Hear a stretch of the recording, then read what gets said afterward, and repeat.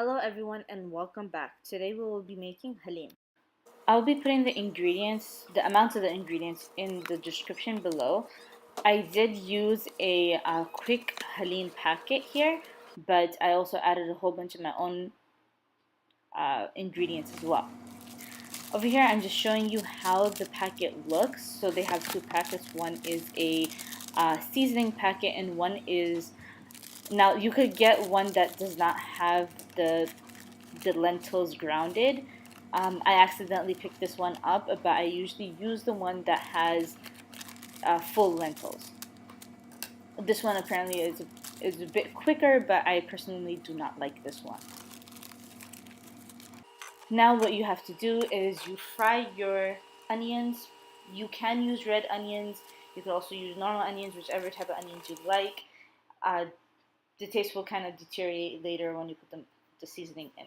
So once they're nicely fried, you throw in your seasonings. Now the next step is that you'll be putting your red meat in. I am using boneless. You can use meat that has bone in it. It's easier to break up later if you use boneless.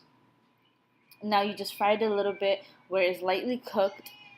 Right after this, we will be adding the water. I used around 6 cups of water.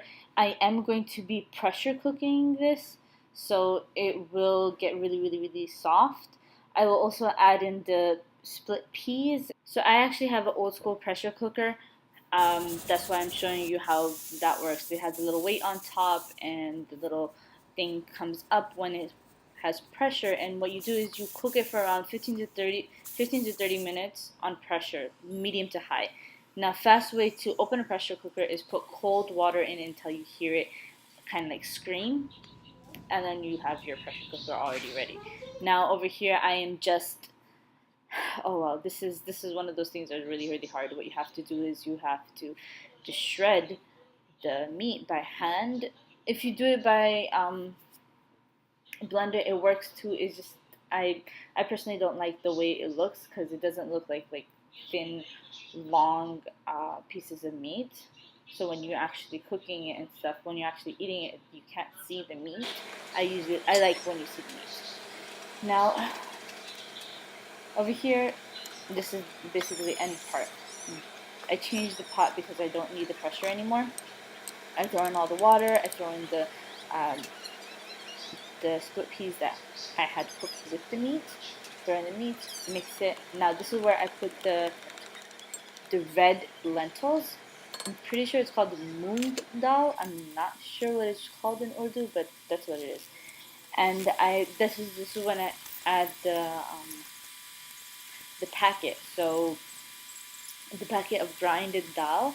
Now the thing with that is it got really clumpy all of a sudden, so I had to keep on like breaking up clumps and like mixing it really quickly.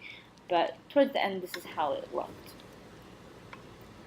Now Haleem is one of those things that you have to take out a whole day to make because you have to let it cool down and then grind it halfway, then fry it up.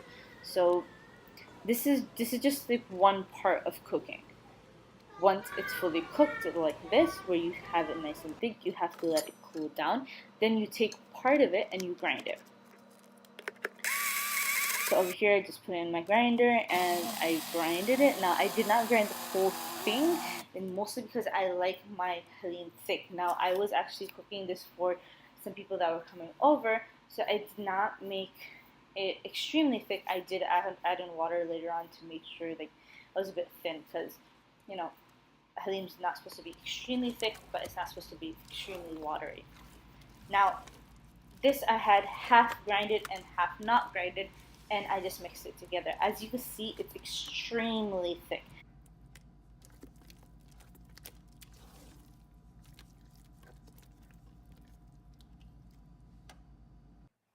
Now this is the last step. What you'll do is that you'll slice up onions, throw it in a pan with some oil, and you'll be frying them until they are light brown, like an amber color. Make sure you do not fry them too long where they start looking a little black. I did lose track of time here while I was frying, and my onions went a little bit brown, a little bit to the darker side of amber. Now what you do is that you throw in your Haleem. As you can see, it is thick. This is where you throw in the water as well. So first you incorporate the onions into the Haleem so that the Haleem gets a nice taste of the onions, and then you throw in the water. The same way you have to mix the water in, make sure it's nicely incorporated. I used around a cup and a half of water here, but if you want yours a little bit more thin, you will always throw in some more.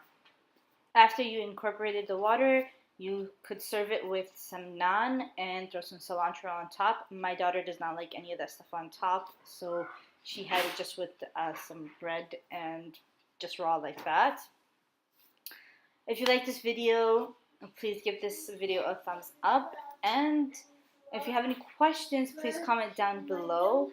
I know it's a little bit of a hard recipe. If there's any questions, you can always comment me down below. I will try my best to answer those questions. And if you haven't subscribed yet, please do subscribe. And make sure to turn the bell icon on as well so you could get notifications every time I put a new video up. Thank you, and see you till next time.